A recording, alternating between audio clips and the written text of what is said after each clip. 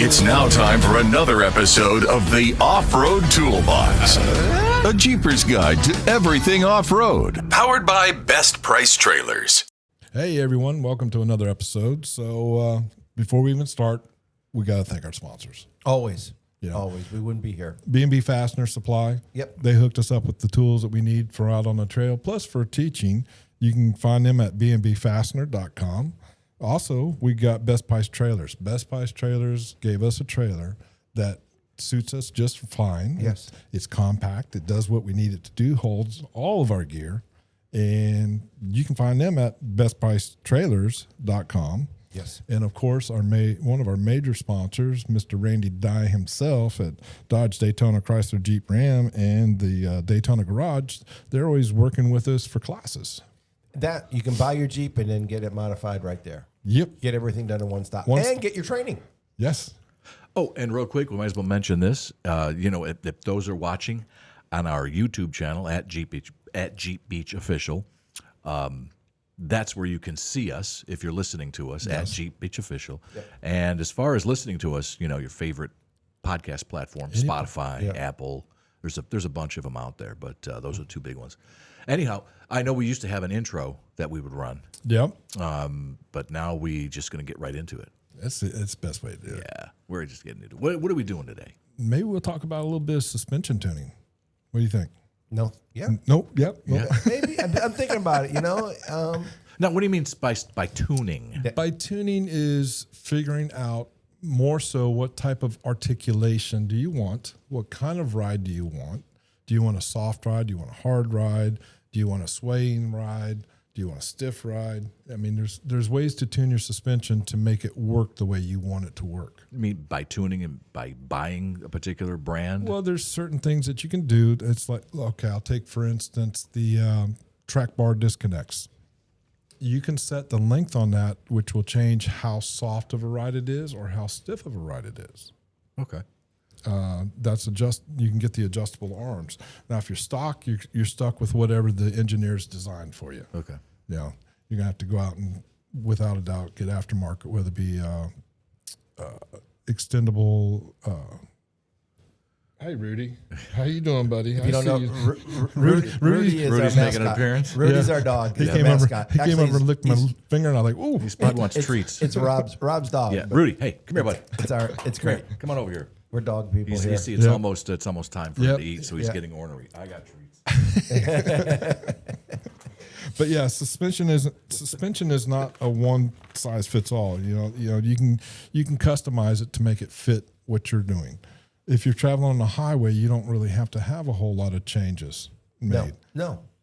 Because it's already designed for the travel down the highway or just on your local roads. Now, if you're going out in the woods, it'd be nice to have a little bit of a softer ride.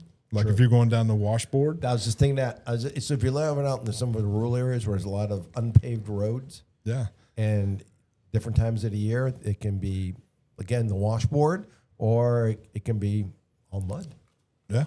So again, having the right suspension and right tires tires are part of your suspension. But let's get into it's going to be shocks, bump stop, and basically your sway bar. Yes, those are your main three parts that you're going to look at. Correct. I mean, if you look at the trophy trucks that are out in Nevada and all that, when they're running alongside the road, and they're hitting bumps and they're just straight on. Yes. And then the suspension is really working and it's doing what it's supposed to do. Yes. And it's designed that way. Those are expensive systems. Oh, without a doubt. I mean, you're talking $100,000 just in shocks. That's crazy.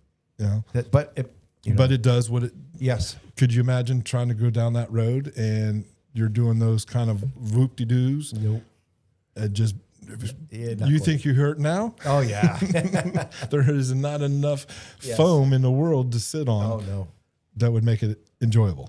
True. Just think back in the day with the Jeeps. And even, not just Jeeps, but the Leaf Springs. The Bajas. Yeah. I mean, but even the Bajas, they were able to tune them to a point by shocks and by the springs. Did they get us, when you look at springs, you usually 7 leafs usually on a normal vehicle. Yeah. They would take it down to 3 and 4 sometimes, which would give it the spring, give it more of a bounce. Spring bounce instead. Yeah. Then they would use the tunable. Because most of the time they're going straight. Right. So going straight, you just want this versus when you're coming into turns. That's when you start adding turns, these turns at high speed. You need stiff. That yeah, you again, need stiffer ride. everything changes. Yeah. Just like a stock car. Yes. Yes. Yeah, and that's another thing. You can look at NASCAR and you see them putting wedge and all this in there. Yes. That they're tuning that suspension to get it around the track. So what kind of products are there out there? Do you have As far as just as far as tuning? You're talking you about? can get like a rock jock. God, my brain. Bump just went- stop. No, Or the- rock jock. lift. No. Stabilizer. Can't think. I can't think it. Well, it's rock jock. Okay. Rock jock is for your travel of your tires this way. Okay. Okay. It's a bar that goes through, then it has clamps with an arm, and then you adjust that plus your arms going down to your suspension. So you can adjust all of that stuff. Yes. You dial actually physically. There's you a have dial. you have to pull it off and adjust it that way. Okay. All right. So basically, you would go out, try a trail somewhere for 5 miles, do what you want to do. If it doesn't work, you come back and you adjust it to what you need and what you want. But then again, you're tuning it for one certain place. Correct. Whereas Yes. us, we want best of both worlds, which sometimes is easy, sometimes it's hard. So the people you'll see a lot of people on YouTube and other channels that are in North Carolina. They're in Tennessee, and they have their Jeep set up strictly for that type of terrain. Yes, they got those wheels to where they'll tuck up underneath that one side, and that Yes. other side will drop. Droop is Yes. what's called is droop all the way down without the spring coming out. Yes. So And we don't have that here in Florida. So the most we'll travel to other states, but we'll stick to trails because we're going to highway drive. Right. Where a lot of those, some of those even trailered. Yes. They just trailer their stuff and then I wouldn't want to drive one of those down the road. no. Go around. Getting off on. Can you imagine getting off at one of the exits on one of those? Be leaning way over. Sway bar. Yeah, that's rock jock sway bar. That's what That's it it. was. You're talking about because so like with the Rubicon, you push a button, you have sway bar disconnects. On other vehicles, you have to get the release and put the release in. Pull the pin and Pull the pin. Pull That's what I've pin. got. Yeah. Yep. Pull the pin, and then here's the thing too: is that they would flop.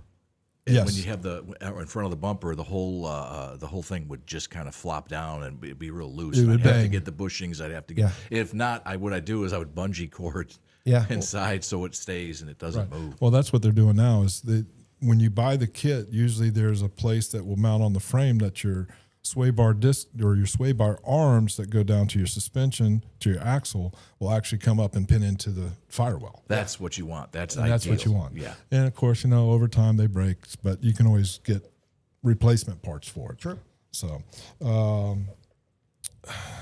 real world training, tuning, suspension wise, like I was saying, is, depends on what you're doing. If you're going 100 miles an hour down the road, you're going to be hitting whoop-de-doos and all that. You want that soft ride. Yes. If I'm going down the highway, I want a normal ride. Yep. But you can also add airbags. Oh man, now you're really talking. That's just some airbags and a lift kit. Yeah. Yes. Especially for trailering. If It's you're trailering. Trailering. Okay. If you're trailering and you right. want to do it, or if No. you overload your vehicle, I'm getting to the point where I carry so much gear that I might want to think about doing airbags. Speaking of which, with the off-road toolbox trailer, Jeff, that I know that you have been kind of tinkering with your Gladiator, pulling the trailer. I haven't pulled it yet. No, okay, I need to. It's getting It's close. been- We've used not with the Gladiator. You pulled it with other vehicles. Oh, I could pull it with anything. Yeah, I know. But I want to pull but it you've with changed the Gladiator. You've added some tires. the tires and a little lift Right. and a little few things. Yeah, But so- that's one of the things I was thinking about was putting the helper bags in. Yep. Just so, Helper bags. yes. Okay. But there is such a thing as AccuAir that does airbag lifts. Yes. So, And on some of those, 4 to 6 inches, you can raise your vehicle. Yeah. So you can have a 2-inch lift, but then also just hit the button. and now you're up to 6 inches. I know. Yeah, no. I like it, but I don't like it. If you're going down the road, If you're going down the road, Yeah, it'd be I mean, great. yeah. But for us in the kind of stuff that we do, I don't know how well it would last. I don't know either. That's why I mean, I they don't say have them. that the bags will last for a while, but Yeah. we run them over sticks Yes. and whatnot. That's True. Plus two is we got the hurricanes coming. Yeah. And you're crawling, there's roads that you can't get over. You got to go through the brush. Yeah. Pop that. Now you're down on everything. So You're back to nothing. Yeah. You're rubbing. So for me, when I had my first lift, now I've got the Fox shocks that I had, but I had Old Man Emu, but I have the 2.5-inch Old Man Emu lift. But when I told them how much weight I was going to carry, they went to a 3. They actually gave me the shocks for the 4-inch lift. Interesting. Yes, and some of the shocks were by the lift. So Old Man Emu, they do 4-inch lifts? Yes. See, I thought they only did like a 3-inch. That was it. They because did it, that they was the do rule. The 2 to 2.5 for America, for over there. Yeah. For America, they do the 4-inch. They do 4-inch for America. So when they saw everything I was putting on, because that's one of the questions, like how much weight you're going to do everything, and they're like, okay, we're going to recommend the shocks we have for the 4-inch lift because of all your weight. And he goes, you're going to have a little bit of a stiffer ride, but it's going to compensate for all the gear you carry. Yeah, because the bumpers, everything. Yeah. And it did. It made a difference. Big difference. But let's see here. Manual versus electric disconnects. Rubicons, they have the electronic disconnect in them. None of the other Jeeps do that I know of. Nope.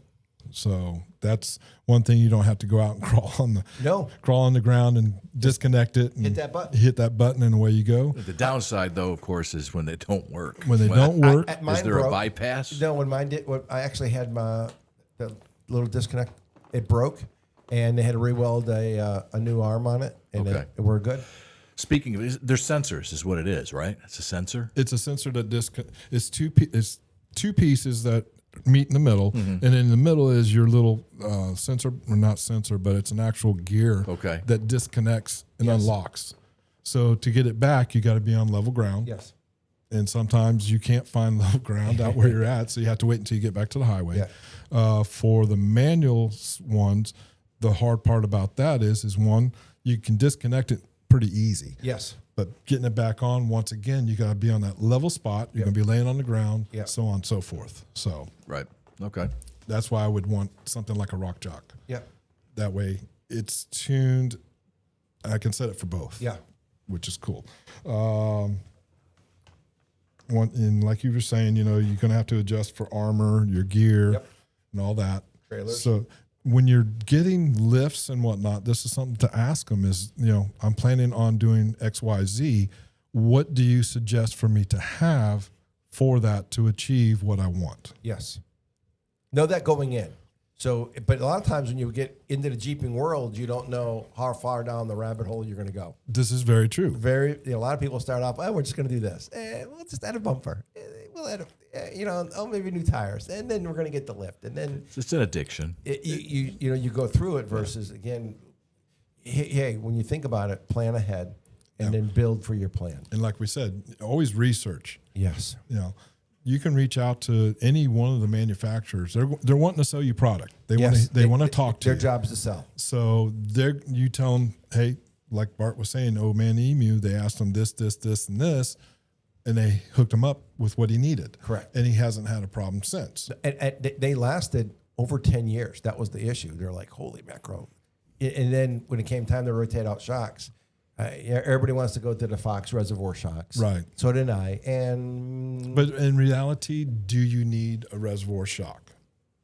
That's what I'm contemplating, because the Old Man Emu did that good. Right.